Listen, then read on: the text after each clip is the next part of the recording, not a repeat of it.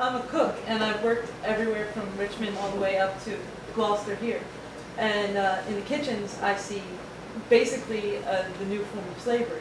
And so a huge amount of the labor in America is this very, very, very cheap labor that we rely on. And yet, for some reason, we're not realizing that economically it could be good for us to get cheap clothing from places and to exploit this labor because it's comfortable, so we like to overlook it, like Patrick Henry, you know, like the moral implications aren't there. And yet we're actually taking a moral stance to say, and deciding that we don't want these illegals here. So it's a really schizophrenic way that America's thinking right now. I don't really understand it. Well, I mean, I think that middle-class American citizens are in a really complex relationship to the global economy. It's a global economy that in some ways benefits them, you know, cheap products, and in other ways harms them, driving down the cost and conditions of labor, because if companies can find somewhere else they can move to or someone else they can employ, they're going to convince you to take a wage cut or to give up your pension or to give up your health plan because someone else would do it for cheaper. And the U.S. economy has always been based on the super exploitation of low-cost labor that has provided a comfortable standard of living and yet has also made employment a really complex issue in U.S. society. The existence of unemployment, the struggle to get a job, the struggle to better conditions on the job are all undermined by this cheap labor that provides the products that the U.S. middle classes enjoy. So it puts us in a position of being both the beneficiaries and the victims at the same time. We aren't necessarily the main victims, but it is undermining some of the things that we want to take for granted, like the ability to have clean water and free public schools and those things.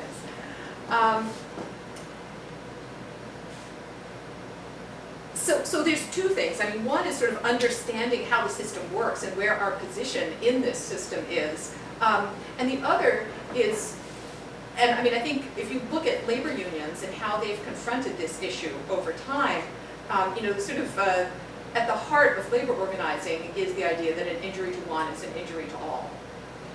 And that improving the conditions faced by those at the very bottom is what's going to improve the conditions for everybody as workers.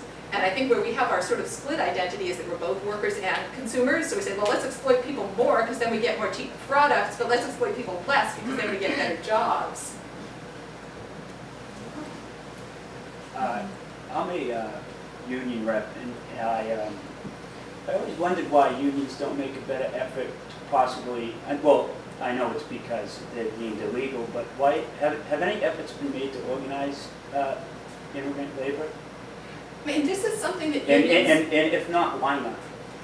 I think this is something that unions in the U.S. have struggled with for 150 years. That is, our immigrants, and you know, even before the current wave of immigration, when the immigrants who unions were worrying about were Eastern and Southern European immigrants. I mean, we have a case right here in Salem's history, where at the textile mill, where you basically have 3 generations of immigrants working in the mill. You have the Irish, who were the first to come, who were basically the ones who controlled the union. You have the French Canadians, who, I'm talking about 1933, when the big 11-week strike happened here at the mill. You know, the French Canadians, who were the second generation, and the Polish, who were the most recent immigrants. So the Irish were trying to convince the Irish, who were the union leaders, hardly any of them still worked in the mill, but they controlled the union. And it was also mostly men who controlled the union and mostly women working in the mill. The Irish union leaders were trying to convince the workers to accept a severe decline in their working conditions, to accept the company's proposal for the speed up, for making people work much harder and laying off a lot of workers. The Polish were the most radical workers, and the French Canadians were somewhere in between. But basically, the Polish and French Canadian workers got together, rebelled against their Irish union leaders, and had a wildcat strike, where they said, you know, the unions telling us to give in here because the union's saying that the mill's just going to close and move somewhere where they can get cheaper workers if we don't make these concessions. And the workers said, no, because if we make these concessions here, then the mills everywhere else are going to try to force those same concessions on their workers. So, I think the leadership of the unions and the grassroots of the workers have, clearly in this case in Salem, we're at odds over this, with the workers taking a much more radical stance about drawing the line against concessions and the union leaders saying, well, they're just going to go somewhere else if they can't exploit you enough here. It sounds like the unions get powerful enough to be classist themselves. Yes, absolutely, absolutely. Until the middle of the 1990s, the main U.S. labor federations, the AFL-CIO leadership, really took the position, an anti-immigrant position. And I should clarify that pro-immigrant, anti-immigrant is different from pro-immigration, anti-immigration.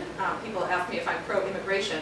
Well, not really. I think immigration is a symptom of grave inequalities in the world economy and grave inequalities in our economy.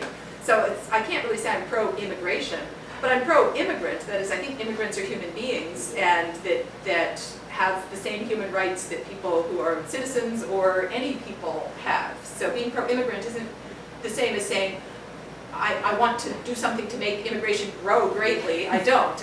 Immigration is a symptom of grave inequalities, and I think those inequalities should be changed. Hold on for a minute. Can I say one more thing? It seems like they're powerful enough to be that avenue to lean politically on people that can, change things, rather than shut the door on them. I think it's absurd that they don't try to make it a push to do something. But one of the really encouraging things in the last 10, 15 years has been that AFL-CIO has done a complete turnaround on the issue of organizing immigrants. That is, instead of arguing for more discrimination, for more draconian anti-immigrant laws, as it was doing pretty much until the early 1990s, starting in 1993, and especially after Sweeney came in 95, the AFL-CIO has moved much more to the position of the workers in the Salem mill, away from the position of the union leaders, saying rather than marginalize immigrants more, which will only make them more exploitable and drive down conditions for everybody more, let's argue for immigrant rights. Let's organize immigrant workers. When we pull up the bottom, that is going to help everybody. So I think both the AFL-CIO and the Change to Win coalition, which split off the AFL-CIO a couple of summers ago, are moving towards a much more progressive position on organizing immigrants. The SEIU is one union that's been extremely active in organizing immigrants. Unite Here, hotel restaurant workers. Even in the Boston area, there's been some major organizing campaigns among immigrant workers. But those are documented immigrant workers, is that correct? Well, the wouldn't unions- undocumented workers be afraid of being deported? Both Like documented and undocumented workers, and you know what, even citizen workers are afraid of losing their jobs when they get active in union organizing. But I mean, wouldn't the undocumented be afraid of being deported? The undocumented are afraid of being deported. Organizing brings risks, and lack of unity, you're nodding your head here, lack of unity increases those risks.